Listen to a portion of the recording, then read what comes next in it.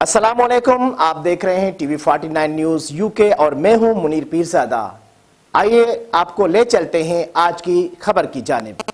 Conference hall deputy commissioner office टंडोला यार में एक आला सतह इजलास की सदारत करते हुए मेंबर कौमी असेंबली टंडोला यार जुल्फकार सत्तार बेजार ने कहा है कि ज़िले टंडोला यार में जारी तमाम शहरी व देही तरक्याती व दीगर स्कीमों को रवां साल ही में मुकम्मल कर लिया जाए ताकि आवाम को ज़्यादा से ज़्यादा रिलीफ फराम हो सके, जबकि गली मोहल्लों और रोड रास्तों पर सफाई सुथराई की बेहतर इंतजाम किए जाएं और तीनों तालकों में नालों की सफाई फौरी तौर पर सफाई करवाई जाए ताकि ईद के दिनों में आवाम को किसी किस्म की परेशानी का सामना ना करना पड़े।